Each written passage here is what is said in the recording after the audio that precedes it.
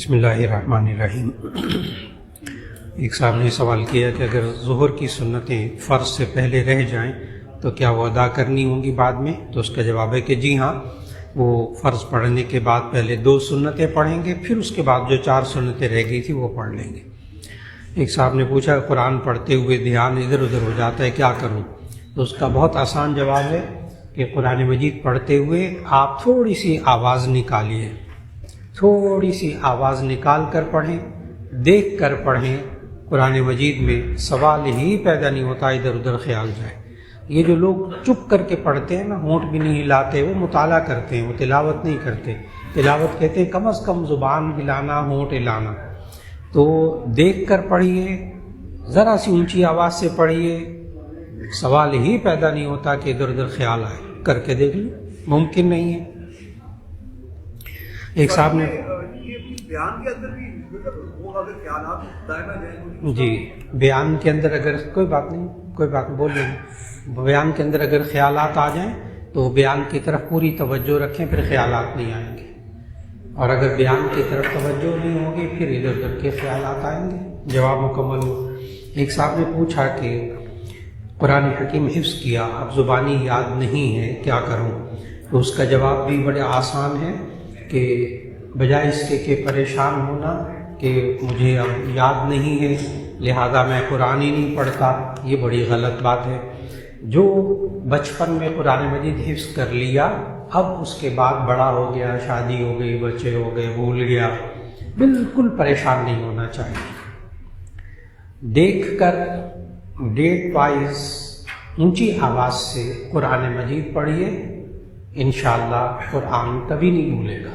میں پھر دوہرا دوں، جب بھی اپنے بچوں کو بھی، جو حفظ والے بچے ہوتے ہیں عموماً بیچارے بھول جاتے ہیں، تو اس کے لیے اصول یاد رکھیے گا۔ دیکھ کر اونچی آواز میں، ڈیٹ وائز، تاریخ وار، یعنی آج پہلی تاریخ ہے تو پہلا پارہ، 5 تاریخ ہے تو 5واں پارہ، 20 تاریخ ہے تو 20واں پارہ، اس طرح ایک مہینے میں دیکھ کر جو حافظ پڑھے گا 3 مہینے بعد اس کو دوبارہ قرآن یاد ہو جائے گا، لیکن وہ پڑھتا رہے دیکھ کر۔ سوال ہی پیدا نہیں ہوتا وہ بھول سکے، ممکن نہیں۔ آسان سی بات ہے، یہ کوئی تکا نہیں بتا رہا، اصل میں یاد بھی اس نے اس طرح ہی کیا تھا، یاد بھی اسی طرح ہی کیا تھا، دیکھ کر بار بار دہرایا تھا، یاد ہو گیا۔ اب اسی طرح یاد رکھنا ہے بس۔ یہ جو حافظ کو کہتے ہیں نا تم روزانہ 2 پارے سناؤ، 3 پارے سناؤ، جب وہ سناتا ہے پھر کہتے ہیں غلطیاں آتے ہیں، ڈانٹتے ہیں، یہ غلط بات ہے۔ وہ پھر بھاگ جاتا ہے سنانے سے، وہ کہتا ہے سناتا ہی چھوڑو میں بھول گیا۔ نہیں، دیکھ کر پڑھے، حافظ کو مجبور کریے تو دیکھ کر پڑھنا تو ہر ایک کر سکتا ہے، وہ کوئی مشکل نہیں۔ ایک صاحب نے کہا کیا تراویح میں قرآن دیکھ کر قرآن پڑھ سکتا ہوں؟ تو اس کا جواب یہ ہے کہ امام ابو حنیفہ رحمہ اللہ کے نزدیک دیکھ کر نماز میں قرآن پڑھنے سے نماز فاسد ہو جاتی ہے، یہ نہیں کہ ثواب نہیں ملتا، نماز ٹوٹ جاتی ہے۔ یہ میں امام ابو حنیفہ رحمہ اللہ کا نام اس لیے لے رہا ہوں کہ امام شافعی، امام احمد ابن حنبل رحمہ اللہ کے نزدیک قرآن کو نماز میں دیکھ کر پڑھنا جائز ہے، اس لیے ان کے ہاں مساجد میں، عرب ممالک میں بعض مساجد کے اندر امام تراویح میں قرآن سامنے کھول کر دیکھ کر پڑھتا ہے، ان کے ہاں جائز۔ حنفی کی نماز نہیں ہوگی، دیکھ کر نہیں پڑھیں گے۔ ایک صاحب نے کہا میں ان ڈرائیو چلاتا ہوں گاڑی، تو غیر محرم بھی ساتھ بیٹھتی ہیں، کیا میرا گاڑی چلانا اس وقت ٹھیک ہوگا؟ جی، موٹر سائیکل پر غیر محرم کو نہ بٹھائیں ساتھ، اگر گاڑی ہے، رکشہ ہے، تو اس کار ہے تو ایسی صورت میں پیچھے بیٹھتی ہیں، اپنی نظروں کی حفاظت کیجیے، تو آپ ان ڈرائیو میں غیر محرم کو بٹھا سکتے ہیں، اگلی سیٹ پر کوشش کریں ساتھ نہ بٹھائیں۔ ایک صاحب نے کہا میں جب بھی امامت کرواتا ہوں تو عجیب سی گھبراہٹ ہوتی ہے، کوئی دعا یا وظیفہ بتا دے؟ تو اس کا جواب یہ ہے کہ یہ انسان جس کو امامت کرواتے ہوئے گھبراہٹ ہوتی ہے، اس کو بار بار امامت کروانی چاہیے، لگاتار امامت کروانی چاہیے، گھبراہٹ ختم ہو جائے گی۔ یہ بہترین وظیفہ ہے۔ شروع میں موٹر سائیکل جس کو نہیں چلانی آتی، اس کو موٹر سائیکل چلاتے ہوئے بڑی گھبراہٹ ہوتی ہے، گاڑی نہیں چلانی آتی، شروع میں گھبراہٹ ہوتی ہے، پھر عادت ہو جاتی ہے، جب عادت ہو جاتی ہے گھبراہٹ ختم ہو جاتی ہے۔ ایک صاحب نے کہا میرے سے فجر کی نماز قضا ہو رہی ہے، تقریباً کئی سال ہو گئے ہیں، قضا کر لیتا ہوں، کوئی طریقہ بتا دیں کہ نماز قضا نہ ہو۔ تو اس کا جواب یہ کہ حضرت تھانوی رحمہ اللہ نے اس کا بڑا اچھا طریقہ لکھا. حضرت مولانا اشرف علی تھانوی رحمہ اللہ نے لکھا کہ جب بھی نماز قضا ہو تو قضا نماز پڑھیں اور دونوں ہاتھ اٹھا کر یہ دعا کریں، اے اللہ مجھے وقت پہ نماز پڑھنے کی توفیق عطا فرما. بس اتنی سی بات ہے. آپ نے اللہ سے مانگا، اللہ آپ کر کے دکھائے گا. اور فجر کے وقت آنکھ ضرور کھلے گی. 3 دن یہ کر کے دیکھ لے. جس بندے کی فجر کی نماز قضا ہوتی ہو وہ 3 دن کر کے دیکھ لے، 1 ہفتہ کر کے دیکھ لے. یہی جب قضا کرے ساتھ دعا مانگے، اے اللہ مجھے وقت پہ نماز پڑھنے کی توفیق عطا فرما. اللہ سے مانگا ہے نا، اللہ اس وقت جگائے گا. اللہ اس وقت جگائے گا، اس وقت آنکھ کھلے گی. اور شیطان کان میں کیا کہے گا؟ ابھی تھوڑی دیر اور سو جا. بس پھر اس کے بعد یہ فجر کے بعد اٹھے گا، اللہ اٹھائے گا، شیطان سلائے گا. حدیث میں تو یہاں تک آتا ہے جب نماز کا وقت ہوتا ہے آنکھ کھلتی ہے تو شیطان کان پہ تھپک تھپک کر سلاتا ہے. بچے کو آپ سلانا چاہیں نا، اس کے کان پہ ہلکا ہلکا ماں تھپکتی سو جاتا ہے. ہاں تو شیطان ہلکی سی تھپکی دیتا ہے، ابھی سو جا، ابھی 5 منٹ باقی ہے، ابھی آدھا گھنٹہ باقی ہے. یہ نہیں اٹھے گا، یہ اٹھے گا فجر کی قضا ہونے کے بعد، کیونکہ اس کو شیطان نے سلایا. وہ الگ بات ہے کہ رحمان نے اس کو جگایا تھا. اس لیے اس کا طریقہ کیا ہے کہ جب اللہ جگائے فجر کے وقت آنکھ کھلے، ایک دفعہ ذرا بلند آواز سے، بہت اونچی آواز نہ نکالے، گھر والے گھبرا جائیں گے، اللہ اکبر کہہ لیجیے. ایک صاحب کو میں نے نسخہ بتایا کہ فجر میں جب اٹھیں تو آنکھ کھلے تو اللہ اکبر کہہ کر بیٹھ جایا کریں. اب اللہ کے بندہ اتنی زور سے اللہ اکبر کا نعرہ لگاتا پورا گھر خوف زدہ ہو جاتا، کیا ہو گیا؟ نہیں، ہلکی سی آواز نکال کر اللہ اکبر کہہ کر بیٹھ جائیے. یہ نسخہ اصل میں کیا ہے جو نبی صلی اللہ علیہ وسلم یہ والا نسخہ سکھایا کہ اللہ اکبر کہہ کر بیٹھ جائے؟ اصل میں جب وہ اللہ اکبر کہہ کر بیٹھ جائے گا نا، اللہ کا نام لیا ہے نا، اب شیطان کی مجال نہیں کہ وہ کان پہ تھپکی لگائے. اللہ کا نام لے لیا، اب شیطان دور ہو گئے، بھاگ گئے ہو. ایک صاحب نے کہا مجھے لگتا ہے کہ میرا ایمان کم ہوتا جا رہا ہے، گناہ بہت ہو جاتے ہیں. جی، یہ احساس ہونا کہ مجھ سے گناہ ہو رہا ہے یہ ایمان کی نشانی ہے. اور یہی میں احساس ہو میں غلطی کر رہا ہوں یہ ایمان کی کمزوری ہے. تو ایمان کو اور زیادہ طاقتور کرنا چاہتا ہے گناہ گار بندہ. بڑی آسان سی بات ہے، ہر گناہ کے بعد توبہ استغفار کر. میں جب توبہ استغفار کر لے گا اس کا گناہ نہیں رہے گا تو ایمان اس کا بڑا پکا، ایمان پکا توبہ استغفار کے بعد. بس اس لیے بالکل پریشان نہ ہو، ایمان موجود ہے. اچھا، یہ کہتے ہیں کہ میں توبہ کرتا ہوں پھر بھی گناہ ہو جاتے ہیں، خاص طور پر بد نظری وغیرہ، برے خیالات، بہت پریشان ہوں. نہیں، خیالات جو ہے نا ان کے بارے میں پریشان نہ ہوا کریں. برے خیالات خود بخود آ جائیں اس پر گناہ نہیں ہوتا. تو جب گناہ نہیں ہوتا تو پریشان کیوں ہوتے؟ نماز کے اندر گناہ، بڑے سے بڑے گناہ کا خیال آ جائے، نماز کے ثواب میں کمی بھی نہیں ہوتی. جب کمی بھی نہیں ہوتی تو بس چھوڑ دیں. برے خیالات سے بچاؤ کیسے کریں؟ عام زندگی میں بھی برا خیال آئے تو اس کو کبھی براہ راست ڈائریکٹ نکالنے کی کوشش نہ کرے، وہ اور جم جائے گا. دیکھیں نا، برا خیال آیا، اب وہ بندہ شروع ہو، نکل جا نکل جا نکل جا، آدھے گھنٹے بعد مجھے کیا کرے ہوئے وہ نکال رہا ہوں برے خیال کو، وہ تو اور جم گیا. اب اس کا طریقہ کیا ہے؟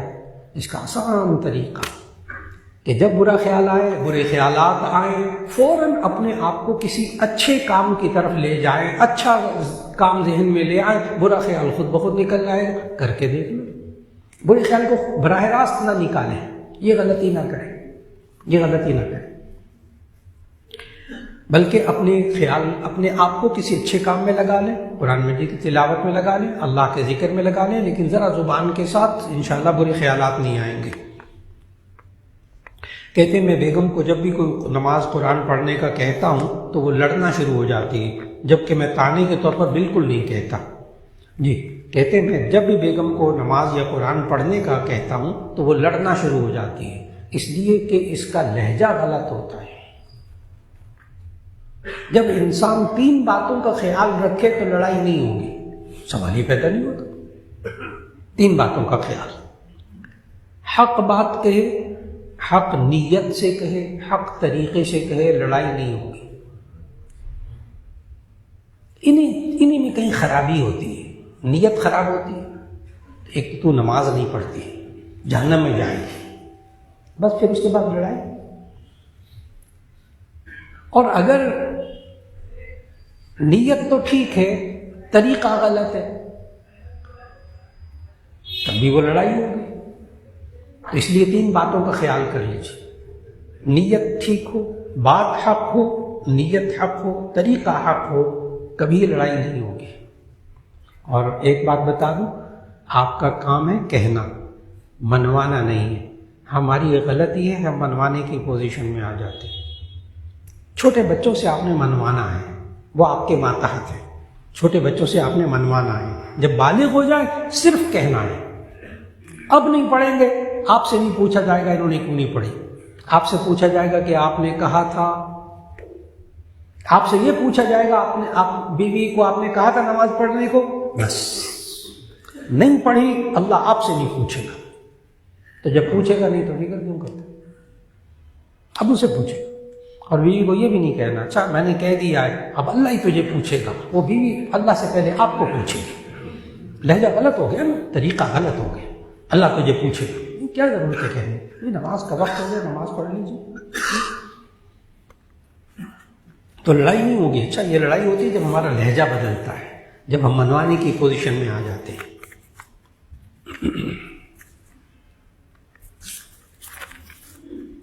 جی شادی کے جی شروع میں تو ان کی تربیت نہیں کی، جو بعد میں آیا یا تو وہ پہلے جو وہ پھر ماں پہ تھی، پھر بعد میں ہوں گے، مطلب بعد میں انہوں نے کہا کہ آپ دین پر بدلنا۔ جی نبی صلی اللہ علیہ وسلم نے فرمایا کہ انما شفاء العی السؤال، کہ جہالت کی شفا سوال میں ہے، انسان سوال کرے جہالت دور ہوتی ہے۔ دوسرا نبی صلی اللہ علیہ وسلم نے فرمایا حسن السؤال نصف العلم، اچھے طریقے سے سوال کرنا یہ آدھا علم ہے۔ تو سوال کرنے سے پہلے انسان سوچ لے میں نے کہنا کیا ہے، ٹھیک۔ اگر سوال بندہ اس طرح کرے کہ سننے والے کو سوال ہی سمجھ میں نہ آئے تو جواب کیا دے گا بیچارہ، اس لیے تحمل سے سوال کیجیے۔ نکاح کے شروع میں جی اپنی نا اس کی گھر والے کی دینی تربیت نہیں تھی، اور جب اس کے بعد میں جب سوال سمجھ گیا جی اولاد بھی جی، بس آپ ماں باپ نے تربیت کی تھی یا نہیں کی تھی، اب آپ صرف کہہ دیا کیجیے، پیچھے نہ پڑے، جواب مکمل ہو، ٹھیک ہے۔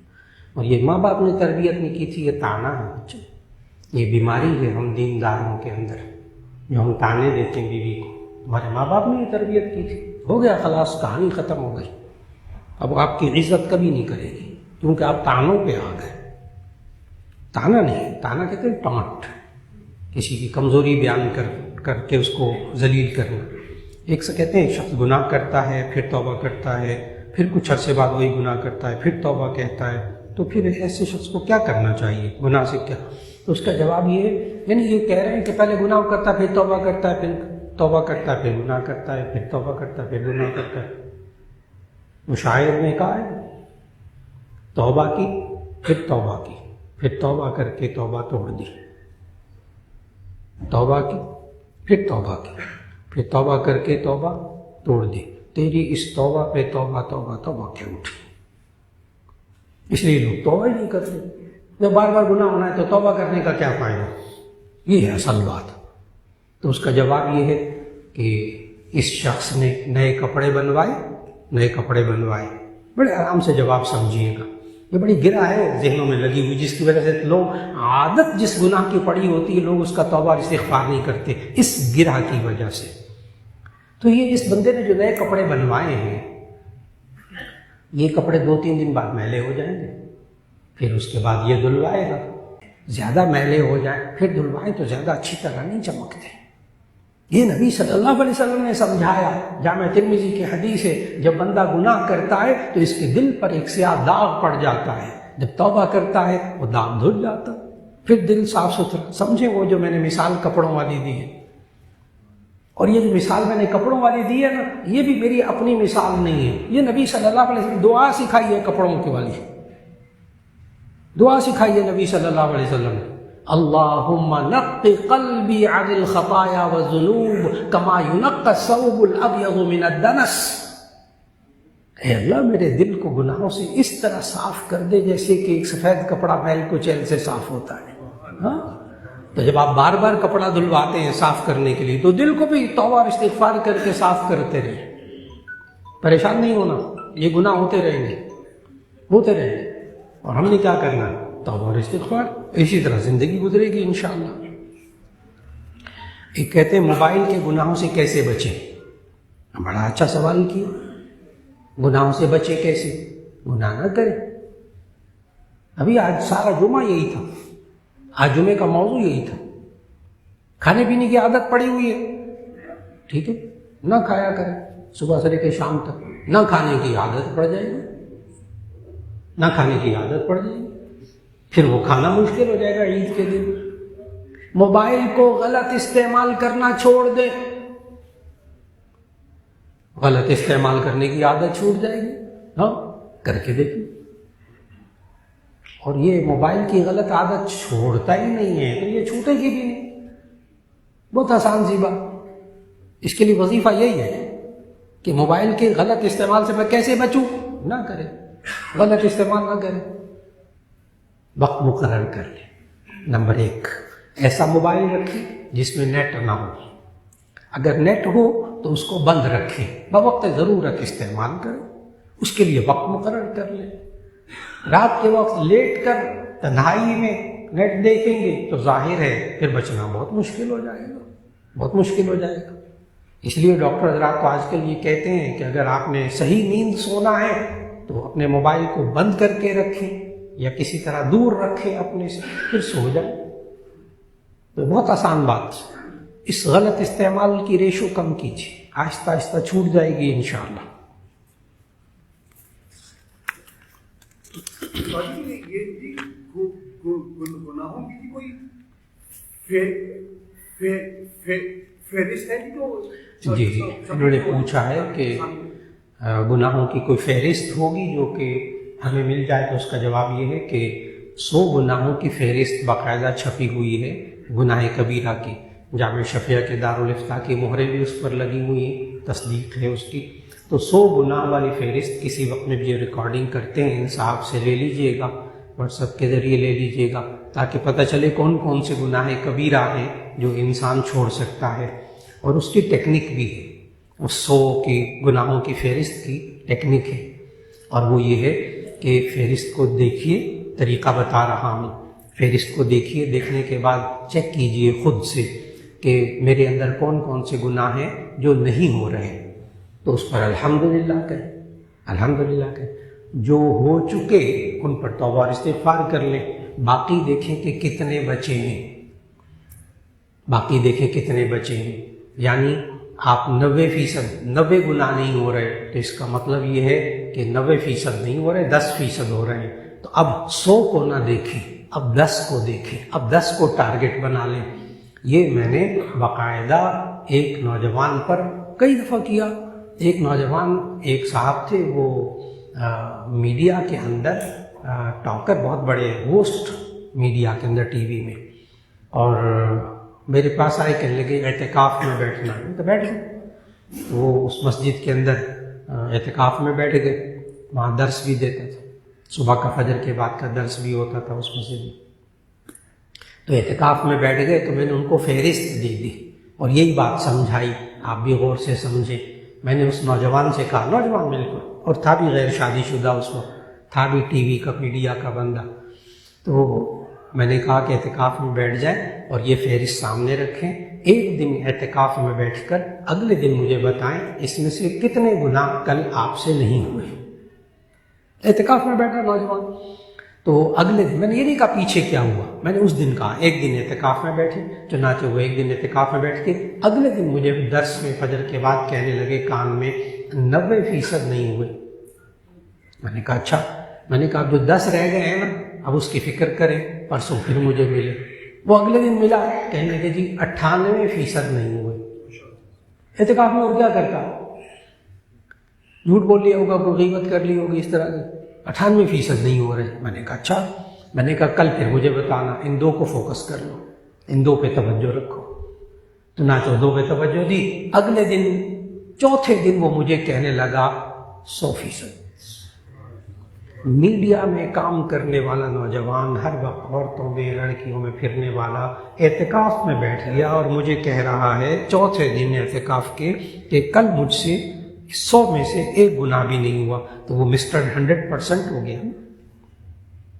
مسٹر 100% ہو گیا، یعنی 100% اس سے گناہ نہیں ہوا کل۔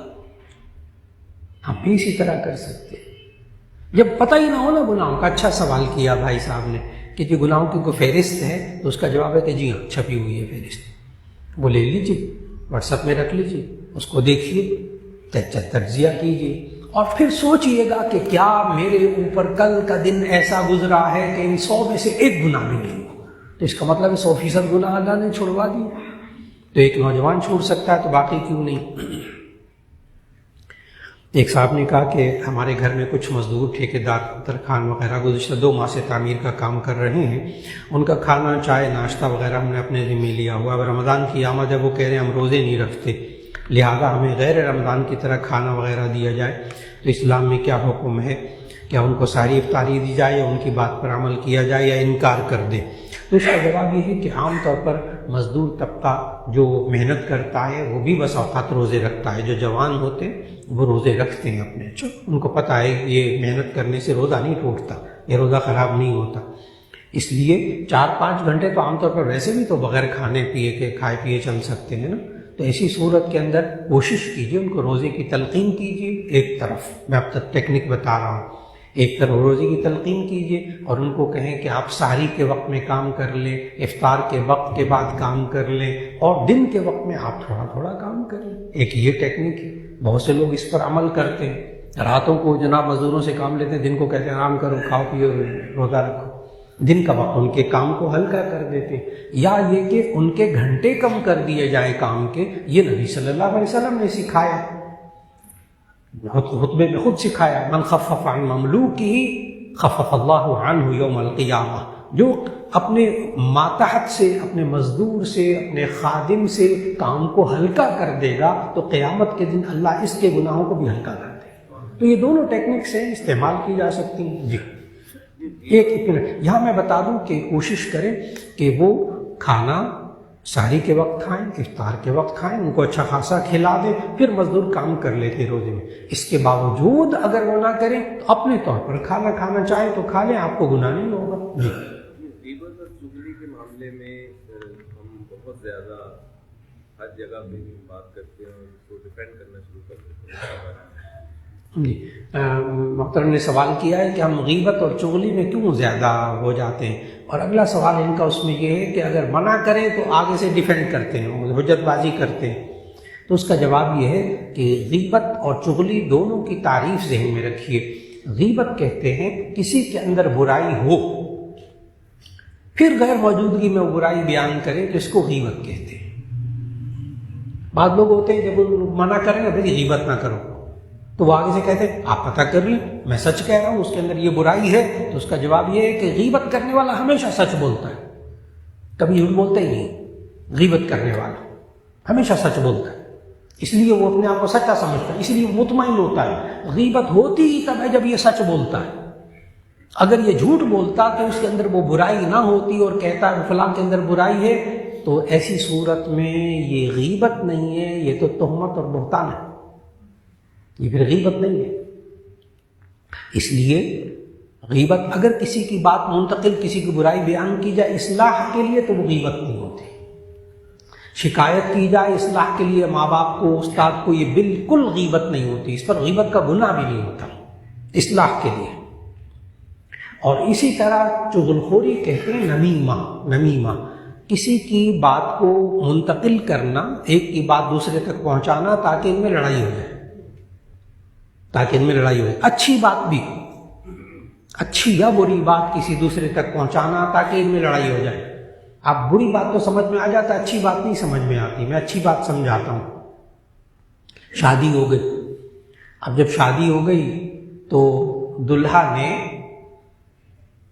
ایک سوٹ لا کے دیا اچھا سا اپنی بیوی کو، تو غلط بات ہے اچھی بات ہے؟ ظاہر اچھی بات ہے. اب جو دلہا کی بیوی ہے نا، اس نے جا کے اپنی ماں کو یعنی دلہا کی ماں کو جا کر کہا، غور سے جملہ سنیے گا، دلہا کی بیوی نے اپنی ماں کو یعنی دلہا کی ماں کو جا کر کہا محترمہ کے لیے سوٹ آیا ہے، محترمہ کے لیے سوٹ آیا ہے. کتنا اچھا جملہ ہے، خوبصورت جملہ ہے، اچھا جملہ ہے، لیکن اندر کیا ہے؟ اے ماں، پہلے تیرے لیے سوٹ آتا تھا، اب کسی اور کے لیے آیا ہے، اب تیرے لیے نہیں آیا، اب ہوگی لڑائی. تو اچھی بات دوسرے تک منتقل کرنا، نیت لڑائی کی ہو تو یہ چغلی ہے. اور پتہ ہے نبی صلی اللہ علیہ وسلم نے فرمایا لا يدخل الجنت نمام، یہ چغل خور جنت میں داخل ہی نہیں ہوگا. یہ جو لوگوں کو لڑاتے کرتے ہیں. جی ایک صاحب کہہ رہے ہیں 833 نمبر گاڑی کھڑی ہوئی ہے، اس نے راستہ بلاک کیا ہوا ہے، اس کو ذرا ٹھیک کر کے رکھ دیجیے.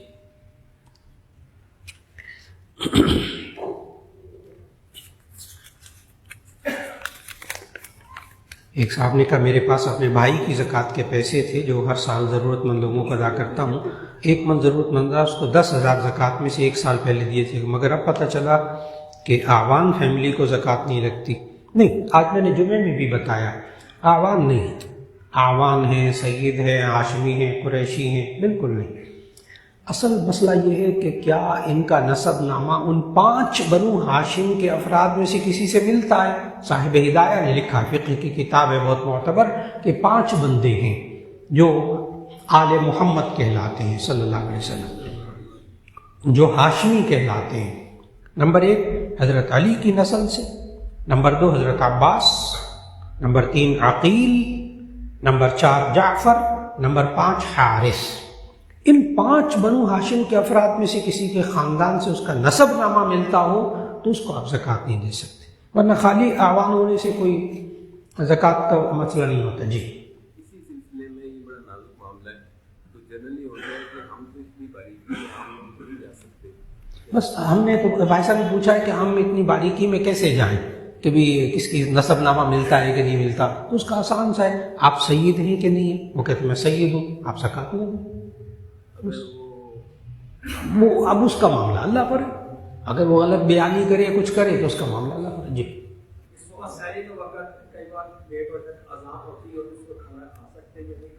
جی بڑا اچھا سوال کیا ہے، اور میڈیا پہ بھی نا بہت زیادہ اس بارے میں ہو رہا ہے کہ مولویوں نے سختیاں پیدا کی ہوئی ہیں. حالانکہ جامع ترمذی میں حدیث موجود ہے کہ نبی صلی اللہ علیہ وسلم نے فرمایا کہ اگر بلال اذان دے رہے ہوں تم کھاتے پیتے رہا کرو، اب بلال کی اذان تمہیں کھانے پینے سے نہ روکے.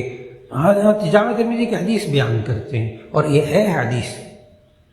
میں تو پڑھاتا ہوں اسی جگہ میں، 700 لڑکا سامنے بیٹھا ہوتا ہے. تو میڈیا میں آج کل نا یہ حدیث بیان کر کر کے یہ کہتے ہیں مولویوں نے بڑی سختی کی ہے، ورنہ اذان ہو رہی ہو تو کھا پی سکتے ہیں. حدیث میں آتا ہے کہ بلال کی اذان تمہیں کھانے پینے سے نہ روکے، جب بلال اذان دے رہے ہوں تم کھا پی سکتے ہو. تو میں تصدیق کرتا ہوں کہ یہ حدیث جامع ترمذی میں موجود ہے، لیکن اس کا اگلا جملہ کوئی نہیں پڑھتا میڈیا میں. اگلا جملہ میں حدیث پوری سناتا ہوں کہ نبی صلی اللہ علیہ وسلم نے فرمایا کہ تمہیں بلال کی اذان کھانے پینے سے نہ روکے حتی تسمعوا تأذین ابن ام مکتوم، یہاں تک کہ تم عبداللہ ابن ام مکتوم کی اذان سنو تو کھانا پینا بند کر دو. اب محدثین نے اس حدیث کی تشریح میں لکھا کہ رمضان میں حضرت بلال رضی اللہ تعالیٰ عنہ تہجد کی اذان دیتے تھے. سحری کے وقت شروع ہونے کا ایک طرح سے اعلان ہوتا تھا، سحری کے لیے ایک طرح سے جگایا جاتا تھا. صرف رمضان میں حضرت بلال تہجد کی اذان دیتے تھے کہ اب سحری کا وقت شروع ہو گیا، کھا لو. اور حضرت عبداللہ ابن ام مکتوم یہ اذان دیتے تھے فجر کی، سحری کا وقت ختم ہونے کی. تو اب حدیث آگے بھی تو پڑھ لیں، حتی تسمعوا تأذین ابن ام مکتوم، یہاں تک کہ تم عبداللہ ابن ام مکتوم کی اذان سنو پھر کھانا پینا بند کر دو. اب جو آج کل ہمارے ہاں اذان ہوتی ہے وہ عبداللہ ابن ام مکتوم والی اذان ہوتی ہے. اس لیے جب اذان کے کلمات کسی بھی مسجد کے قریب ترین اذان کے کلمات سننے کو ملے، جو حلق میں ہے وہ تو نگل لے، اس کے بعد نوالا منہ میں نہ ڈالے. میں نے یہ نہیں کہنا کہ روزے کا ثواب نہیں ملے گا، میں یہ کہوں گا روزہ ہی نہیں ہوگا، قضا کرنا پڑے گا. وہ اذان، اچھا اذان شروع ہوگی، میں ابھی پانی پیتا ہوں، ابھی ایک بس اذان ختم ہونے سے پہلے پہلے گلاس پانی پی لوں گا، روزہ نہیں ہوگا، قضا کریں اس دن کی۔ چائے پی رہے ہیں اور اذان ختم ہونے سے پہلے چائے مکمل کر لوں گا، روزہ نہیں ہوا، قضا کیجیے۔ اس لیے کہ اذان شروع ہی تب ہوتی ہے جب صبح صادق کا وقت ہو جاتا ہے۔ اب اس حساسیت کا علاج جو ہے وہ گزشتہ جو ہے نا آپ حضرات بزرگ حضرات کے زمانے میں ہوتا تھا کہ مسجدوں کے اوپر ایک گول پہ اعلیٰ سا بڑا سارا ہوتا تھا دف، اس کے ایک طرف چمڑا ہوتا تھا، وہ مسجد کی چھت پہ بجاتے تھے، او دور دور تک لوگوں کو پتہ چل جاتا تھا کہ ساری کا وقت ختم ہو رہا ہے۔ اب سائرن، اب جو سائرن بجتا ہے اس میں آپ کھا پی سکتے، لیکن اذان کا جب پہلا کلمہ شروع ہو بس بچ جائے، ورنہ روزہ نہیں ہوگا۔ یہ نہیں میں کہوں گا ثواب نہیں ملے گا، روزہ نہیں ہوگا، قضا کرنا پڑے گا۔